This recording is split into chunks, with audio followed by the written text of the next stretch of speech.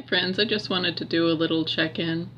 So I was looking at my medical records and I noticed I hadn't clicked one of them open, and it was for mycoplasma, and I didn't know what that was, but apparently like the standard range is, I don't know, something like 70 and mine was 200. So I looked up mycoplasma. I guess it's walking pneumonia.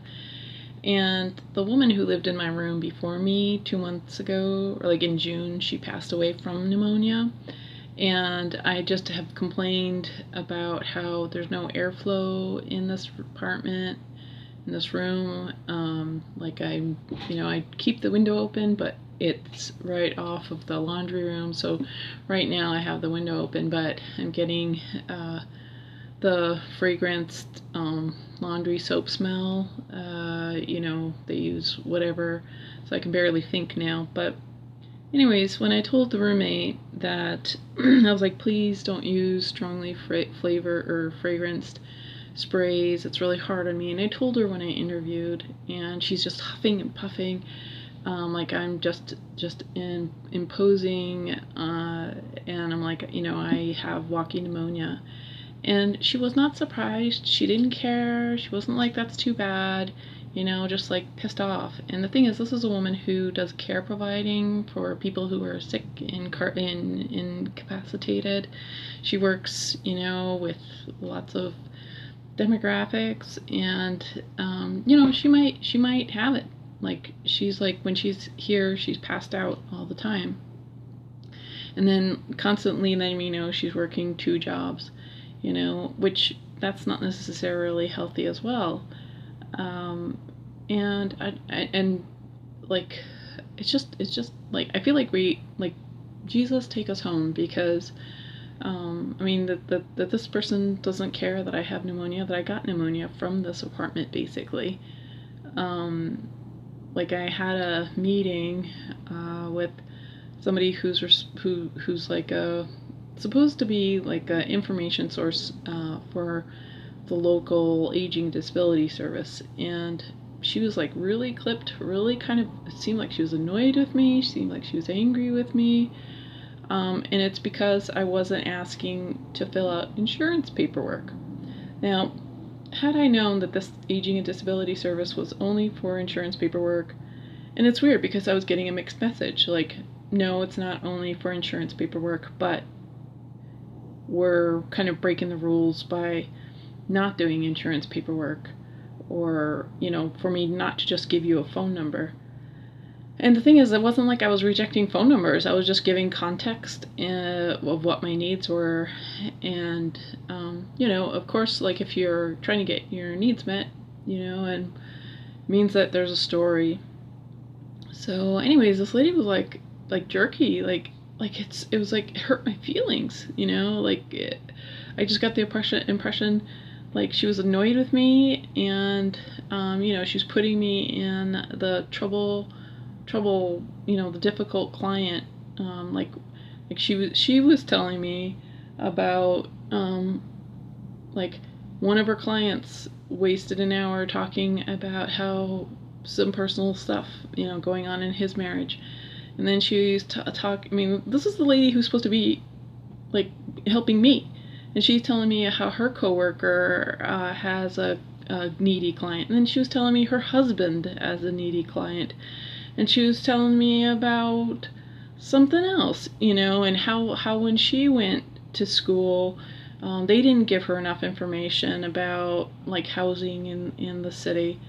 And I'm sitting here having to listen to her complain, or, like, she wasn't giving me phone numbers. She was telling me about all the problems that people, her co-workers, and that she has to deal with, and I'm like, that wasn't fair. Like, that wasn't what I was there for, and it wasn't Medicare completing forms, it was her, I don't know.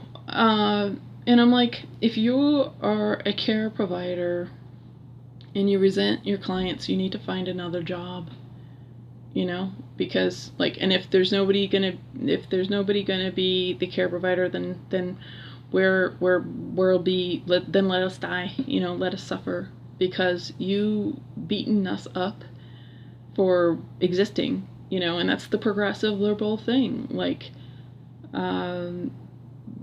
anybody who's not wealthy is a useless eater, and we're a cancer on the planet, and part of global warming. Even though I never learned how to drive, I'm not a part of global warming like you are. Like, you're the driving person. You're the right, taking airplanes. So like, anyway, I'm like, what is going on? Like people have no conscience. I mean,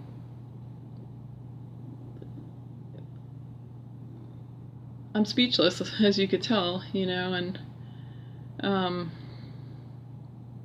in like when I was talking about how the air quality is so bad in my apartment, and she basically hinted that I might get evicted if I'm too much trouble for the property manager.